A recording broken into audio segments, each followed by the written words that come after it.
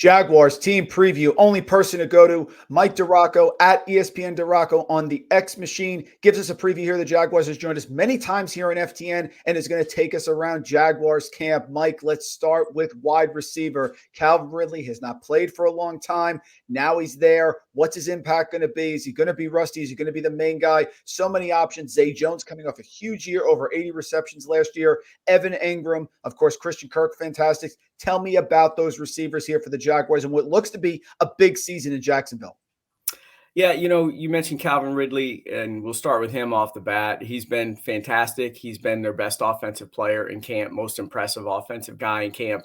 And if you ask him if he's going to be rusty, he kind of gets a little annoyed by that because I've asked him that, and he's gotten a little annoyed at me about that. But it's a legitimate wonder. It'll be 23 months between games, between his regular season games for him when he plays in the opener. But he has looked fantastic. He's going to be the number one, and that's going to open up a lot of stuff for Christian Kirk in the slot, Zay Jones on the other side, Evan Engram. This arguably is the best group of pass catchers, if we include tight end, that has ever played in the same season for the Jacksonville Jaguars. So the question then becomes, well, how does the ball get spread around? So is Ridley a 1,300-yard receiver? How much does that impact Christian Kirk's numbers, Zay Jones' numbers? I think obviously those guys' numbers will take a dip, and Ridley's going to be the number one.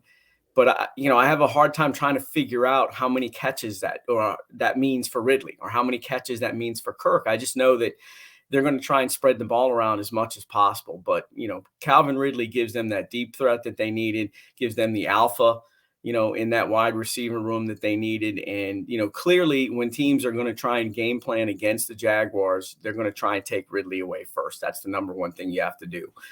But you know what? He still caught 1,374 yards worth of passes, 90 catches in 2020 with a broken foot as their number one. So I expect him to be really, really productive. Now we go to the backfield here. Big question. I am a Tank Bigsby fan, in the fantasy community you are, because we love players that we can get later in the draft. Travis Etienne's role, we've seen the stats, Mike, was not great on short yardage, goal line work, receiver out of the backfield. But Tank Bigsby, from what I see on social media, you tell me if I'm wrong, really is impressing with his all-around skill set, not just the running, but receiving also. What do you see in this backfield here for Jacksonville? A great spot for a fantasy back to be here for the Jaguars. Yeah, Bigsby, is one of those other guys that has probably been, the two or three offensive guys that have been most impressive. And that might be because I had lower expectations. I wasn't sure what to make of him, especially in terms of his role other than helping in short yardage. But he's been really good catching the ball out of the backfield.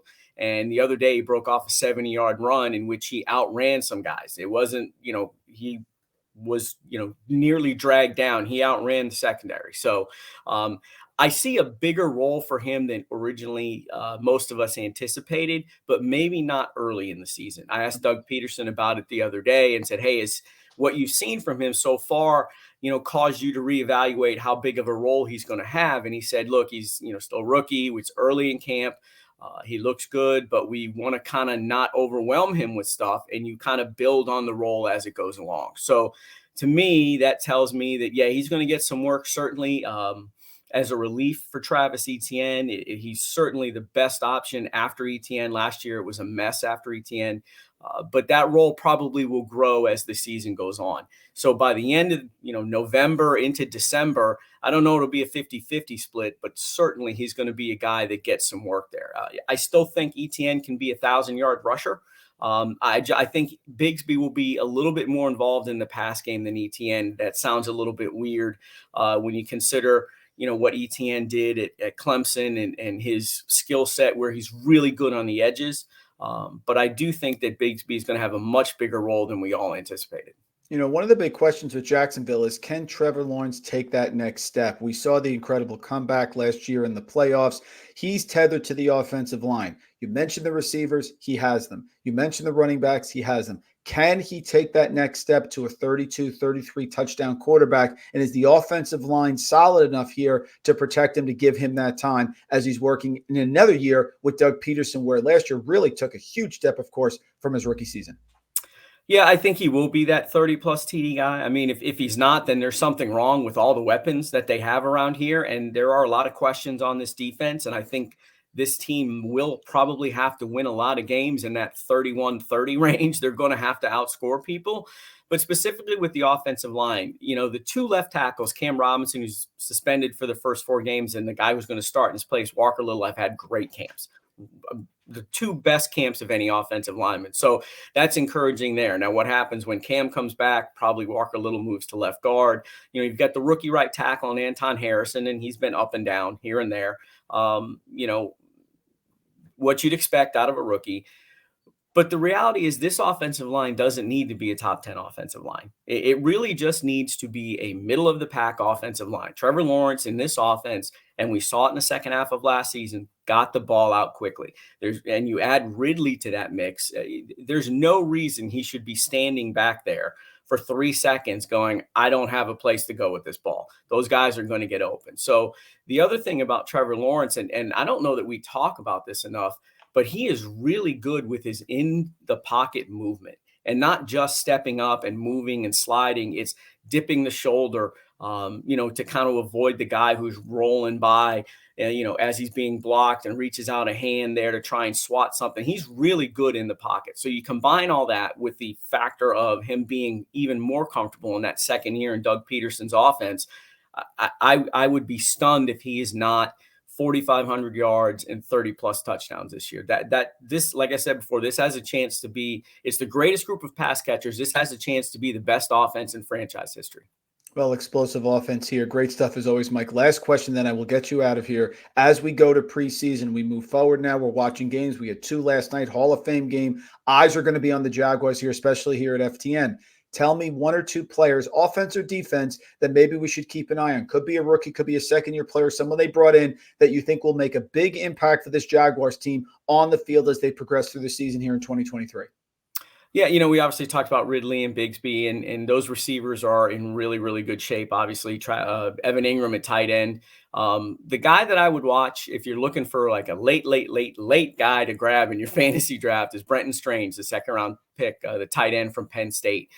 Doug Peterson loves to use those 2 tight end formations. Strange has been pretty, I guess surprising is the word I'd use for me, because, I had low expectations for this kid.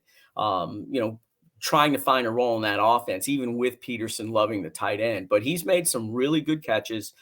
He catches the ball well in space. He's gone up and got some balls. He's not real sudden, but he's a really good blocker in space, and that's going to be something they take advantage of and can kind of move him around a little bit too. So Brenton Strange would be a guy on offense that I would say is someone to keep an eye on. And defensively, Trevon Walker, I don't think is ever going to be that 13, 14 sack guy, but I do think he's going to be one of those guys that wrecks games, and they're going to move him inside and let him rush from the inside. So I'm seeing an 8-9 sack season out of that kid, and he has been really good, even last year, really good against the run, and even better this year in camp, in the few live reps that they've had. He's blown up 3 or 4 plays there. So I really think Trevon Walker is going to take that next step and be a really good defender for this team. He may never live up to that number 1 overall pick, because when you get that guy, you're expecting 15, 16, 17 sacks. You're expecting Pro Bowls, all pros all year. But he's had a really, really good camp,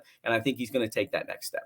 Well, talking about next step, when you need Jaguars information, only person I go to here, ESPN Jaguars reporter Mike DiRocco on X at ESPN DiRocco. Mike, thank you so much. You're so generous for your time. I know you're busy. Jaguars win totals 10, offense, fantasy players. They really are a big attraction here for us at FTN. We appreciate a few minutes. Thanks so much for joining us. Appreciate you having me, bud.